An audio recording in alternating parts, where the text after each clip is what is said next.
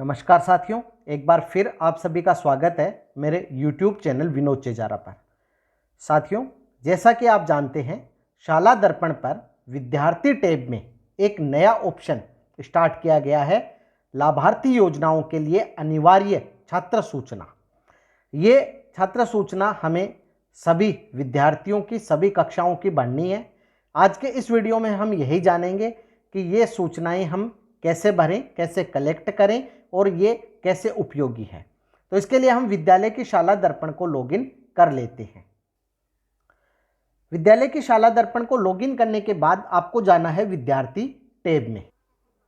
यहाँ आपको विद्यार्थी टैब में सबसे नीचे एक नया ऑप्शन दिखाई देगा, लाभार्थी योजनाओं के लिए अनिवार्य छात्र सूचना। इस पर आप क्लिक करें।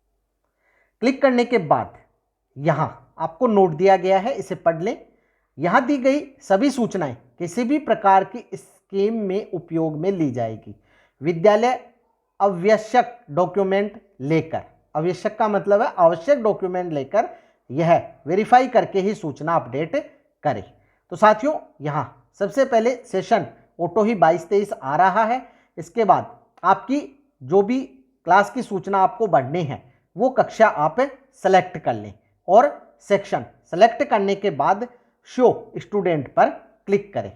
शो स्टूडेंट पर क्लिक करने के बाद विद्यार्थियों के नाम और जिस प्रकार की सूचना आपने सेलेक्ट की है, जैसे यहाँ जो आप ये अलग रंग से पट्टी में सूचना देख रहे हैं, तो ये यहाँ सेलेक्ट है। तो PCTS यानी pregnancy child tracking system card, ये कार्ड क्या है कि जब किसी महिला के डिलीवरी होती है हॉस्पिटल में तो उसको एक ममता कार्ड दिया जाता है। उस पर एक नंबर होता है 16 या 17 अंक का। वो जो नंबर है वो नंबर आपको यहाँ फिल करने हैं। कोई भी महिला है, चाहे उसके एक बार डिलीवरी हो, चाहे 2 बार हो, चाहे 4 बार हो, ये कार्ड नंबर सेम ही रहते हैं जो पहली बार उसको जारी किए जाते हैं। तो यहाँ पहली कक्षा में जो स्टूडेंट हैं उनका आपको ममता कार्ड है वो आवश्यक रूप से भरना है, क्योंकि राष्ट्रीय योजना के लिए यह जरूरी है। तो यहाँ आप जो कार्ड नंबर है वो भर दें और यहाँ एक्शन से इसे सेव कर दें। इसके बाद अगली जो सूचना है, अब ये जो सूचना आपको भरनी है तो इसके लिए आपको ममता कार्ड की प्रति विद्यार्थियों से मंगवानी होगी, उसकी फोटोकॉपी आपको मंगवानी होगी और ये विद्यालय में आप सेव भी रखें। इसके बाद अगला ऑप्शन है BPL कार्ड। जैसे ही हम BPL कार्ड पे क्लिक करेंगे, नीचे BPL कार्ड से संबंधित सूचनाएं ओपन हो जाएगी, जिसमें आप देख सकते हैं कि यदि विद्यार्थी स्टेट BPL में है तो यहाँ टिक मार्क करना है और सेंटर BPL में है तो यहाँ टिक मार्क करना है। यदि नहीं है तो नोट एप्लीकेबल पर ही रहने दें। जैसे हम एक राशन कार्ड देख लेते हैं। यहाँ इस राशन कार्ड में आप देख सकते हैं BPL सर्वे क्रमांक और यहाँ चयन वर्ष दिया गया है। तो ये जो BPL है ये स्टेट BPL है या सेंटर BPL, ये आपको राशन कार्ड के ऊपर लिखा हुआ मिल जाएगा और उसके रंग से भी आपको पता चल जाएगा।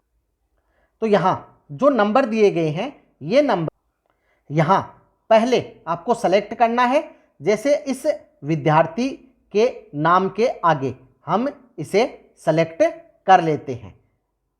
यहाँ ये स्टेट BPL है, तो जैसे ही हम स्टेट BPL पे टिक मार्क करेंगे, ये जो है साइट है यहाँ से ओपन होगी और यहाँ आपको दोनों ऑप्शन है वो ओपन मिल जाएंगे। यहाँ हमें जो क्रमांक है वो दर्ज करने हैं। यहाँ चयन वर्ष 2002 है तो आप 1 जनवरी 2002 सेलेक्ट कर सकते हैं, क्योंकि इसमें तारीख नहीं दी गई है, केवल चयन वर्ष ही दिया गया। अगर तारीख है तो आप तारीख सेलेक्ट कर ले।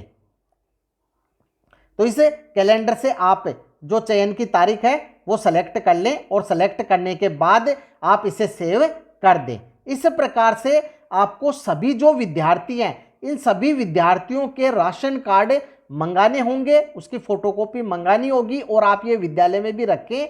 यहाँ आप देख सकते हैं कि जो PCTS कार्ड है वो 1 टाइम एंट्री है। आप एक बार कर देंगे तो वह आपको बार बार हर साल नहीं करनी होगी। और बीपीएल कार्ड की एंट्री भी वन टाइम एंट्री है, तो ये भी आपको एक ही बार करनी है। जब तक विद्यार्थी आपके विद्यालय में पढ़ता है दोबारा आपको नहीं करनी होगी। तो इस प्रकार से आप ये एंट्री कर और सेव कर दें। अब तीसरी जो एंट्री है फैमिली एनुअल इनकम की, तो इसके लिए साथियों आप जो आय का घोषणा पत्र यहां लिखा है, परिवार की वार्षिक आय और इनकम टैक्स पे की सूचना प्रत्येक सत्र के आरंभ में आवश्यक डॉक्यूमेंट लेके भरी जाए, यानी आपको ये प्रत्येक वर्ष भरनी है सूचना। तो यहां आप विद्यार्थियों से जो उनके पिता है उनकी आय का घोषणा पत्र ले लें, उस आय के घोषणा पत्र में देखें इनकम कितनी है, वो इनकम यहां भरे। अगर वो टैक्स देते हैं तो यस करें, अन्यथा नो पे टिक मार्क रहने दें और यहां से सेव कर दें। इसके बाद तीसरे प्रकार की जो सूचना है वो है EWS कार्ड। EWS कार्ड है, ये यदि किसी विद्यार्थी ने बनवा रखा है तो आप यस करें, यस करके उसकी आईडी और एप्लीकेशन की जो डेट है वो भरकर और यहाँ से सेव कर दें। अगर नहीं बनवा रखा है तो नो पे ही टिक रहने दें। तो EWS कार्ड की भी एंट्री आपको प्रत्येक वर्ष करनी है क्योंकि ये एक वर्ष के लिए ही मान्य है। इसके बाद है क्लीनिंग ऑक्यूपेशन। यदि कोई विद्यार्थी इस प्रकार के हैं जो कि उनके अभिभावक हाथ से मेला ढोने का कार्य करते हैं, टेनर या फ्लेयर यानी चर्म या चर्म शोध से संबंधित कार्य करते हैं, कचरा बीनने का कार्य करते हैं या जोखिम के कोई ऐसे कार्य करते हैं, तो आप इनमें से वो कार्य सेलेक्ट कर लें और सेलेक्ट करके सेव कर दें। तो इस प्रकार से ये जो एंट्री है ये भी सेव हो जाएगी और ये एंट्री भी आपको वन टाइम ही करनी है। इसके बाद CWSN की एंट्री है। CWSN की एंट्री भी आपको वन टाइम ही करनी है। यहाँ जैसे ही आप क्लिक करेंगे नीचे CWSN टाइप ओपन हो जाएंगे। यदि कोई विद्यार्थी CWSN है तो किस प्रकार का CWSN है यहाँ से आप उसको सेलेक्ट कर लें। जैसे अल्पदृष्टि है तो अल्पदृष्टि सेलेक्ट करके यहाँ से सेव कर दें। तो ये भी वन टाइम एंट्री है और यहाँ आप इस प्रकार से इसे सेव कर पाएंगे। इसके बाद है OBC कैटेगरी। तो OBC कैटेगरी आप देखेंगे कि वे विद्यार्थी जो OBC के हैं उन्हीं के ओपन होगी और उन्हीं के आपको सेव करनी है। बाकी में ये अपने आप नोट एप्लीकेबल आ जाएगा और यहाँ आपके कोई ऑप्शन ओपन नहीं होगा। लेकिन जो विद्यार्थी OBC है तो उसका आपको जो कैटेगरी है किस प्रकार का है वो सेलेक्ट करना है।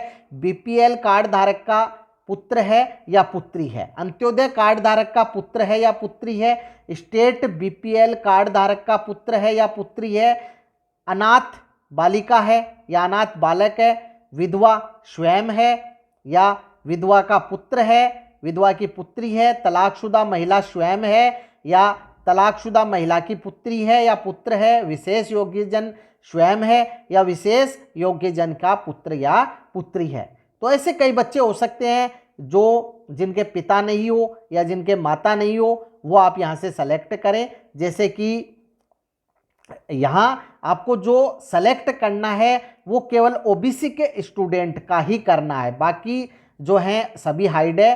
केवल OBC के जो स्टूडेंट है उनके ही ये ऑप्शन ओपन है। तो ये आप उनका ऑप्शन है भर दें और सेव कर दें और ये एंट्री भी आपको वन टाइम ही करनी है। तो ये जो नया ऑप्शन प्रारंभ हुआ है ये विद्यार्थियों को जो भी लाभकारी योजनाएं हैं वो देने के लिए हैं, ताकि बार बार जो समस्याएं आती है, बार बार डॉक्यूमेंट्स अपलोड करने पड़ते हैं, वो सब नहीं करना पड़े। जो एंट्री एक बार हो जाए उसी को बार बार काम में लिया जा सके। तो साथियों इस प्रकार से आपको लाभार्थी योजनाओं के लिए जो अनिवार्य छात्र सूचना है उसकी एंट्री करनी है। इसके लिए आप विशेष ध्यान रखें, PCTS कार्ड है या BPL यानी कि राशन कार्ड है, फैमिली इनकम सर्टिफिकेट है, EWS कार्ड है या CWSN कार्ड है या OBC कैटेगरी है तो OBC का सर्टिफिकेट है, ये सभी डॉक्यूमेंट लेना जरूरी है। तो आप प्रत्येक कक्षा की फाइल बनाकर और उस फाइल में इन्हें लगा लें और एंट्री कर दें। अब जो एंट्री वन टाइम है वो आपको एक ही बार करनी है और जो एंट्री प्रत्येक साल करनी है वो आपको हर साल करनी होगी। तो आपके पास यदि डॉक्यूमेंट होंगे तो आप प्रत्येक साल कर पाएंगे, लेकिन जिस डॉक्यूमेंट की वैलिडिटी 1 साल ही है तो आपको अगले साल दोबारा लेना होगा। इस टैब पर कार्य करते समय यदि आपको कोई समस्या आती है तो कमेंट बॉक्स में कमेंट अवश्य करें, आपकी समस्या का निश्चित ही समाधान किया जाएगा।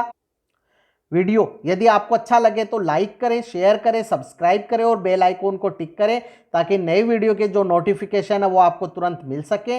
इसी के साथ आप सभी का बहुत बहुत धन्यवाद और मिलेंगे अगले वीडियो में।